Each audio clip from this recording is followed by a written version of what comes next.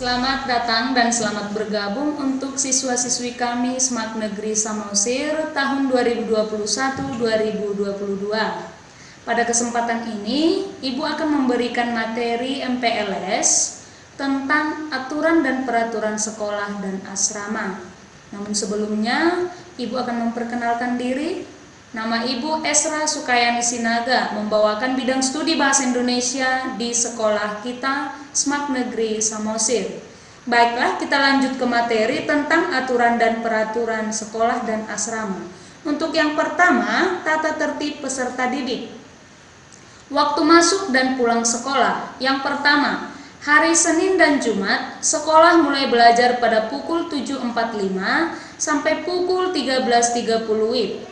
Yang kedua, hari Selasa dan Rabu, sekolah mulai belajar pada pukul 7.30 sampai pukul 13.15 WIB. Yang ketiga, hari Kamis dan Sabtu, sekolah mulai belajar pada pukul 7.30 sampai pukul 14 WIB. Kepada kelas petugas piket 9K, harus hadir 15 menit sebelum bel baris berbaris. Selanjutnya, untuk yang kedua, tata tertib upacara bendera.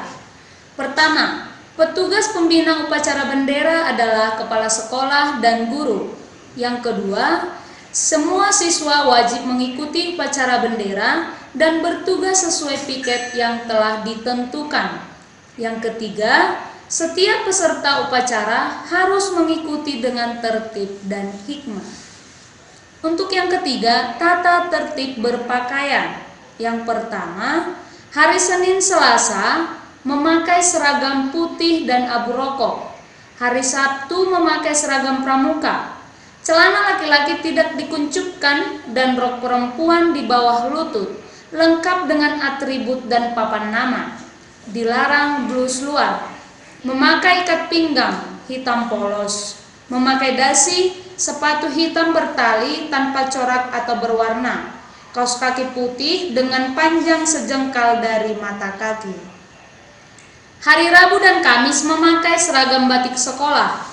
Hari Jumat memakai seragam olahraga sekolah. Siswa dilarang memakai aksesoris atau perhiasan selain kalung rosario dan jam tangan. Ukuran rambut laki-laki tidak melebihi 2 cm. Potongan rambut rapi dan teratur. Warna hitam dan dilarang untuk mewarnai, memberi model pan, zigzag, dan lain-lain yang setara. Yang keempat, tata tertib di kelas atau di sekolah. Yang pertama, sebelum masuk kelas, siswa berbaris di depan kelas masing-masing dipimpin oleh ketua kelas.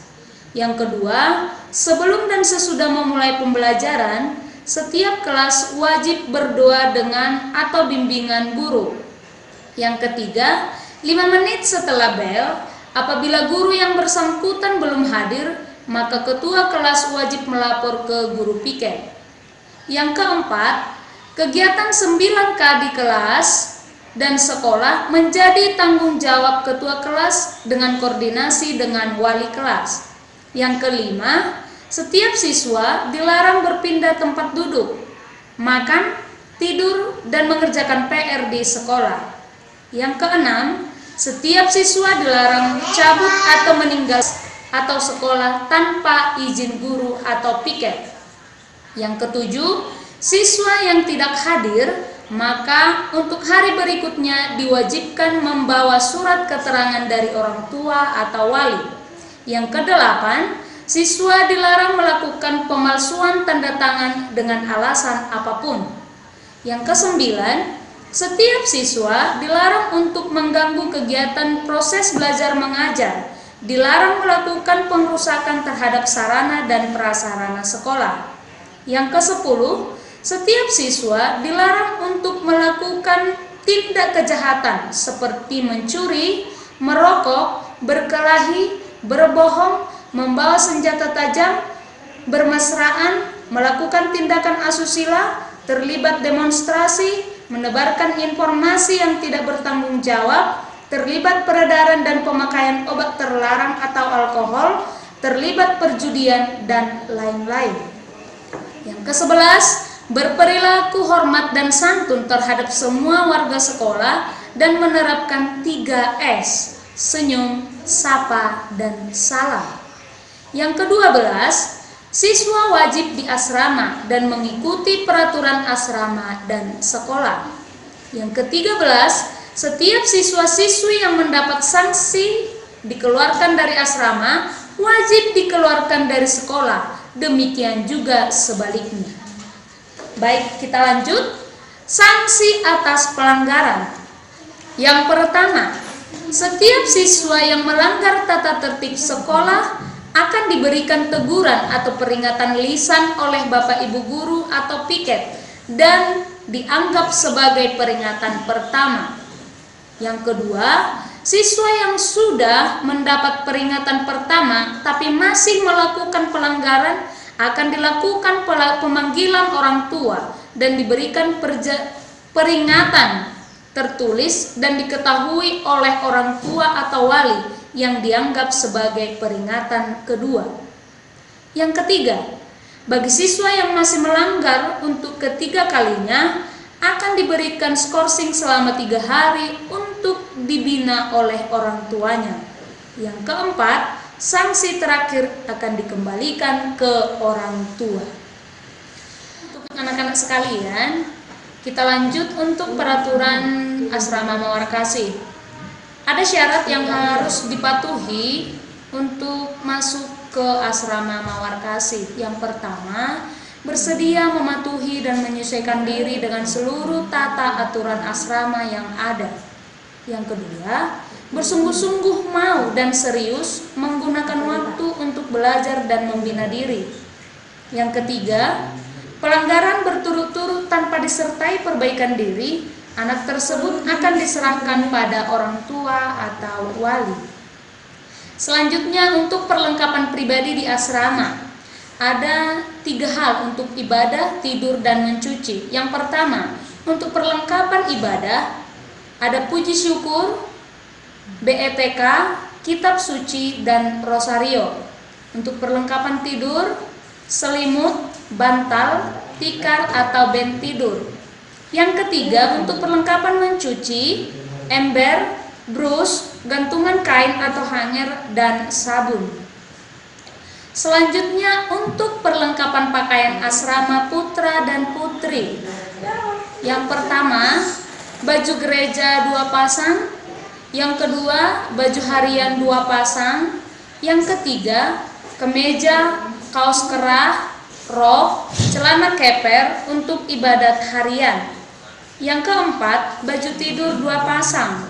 Yang kelima, jaket. Yang keenam, sarung 1 lembar. Yang ketujuh, pakaian dalam minimal setengah lusin.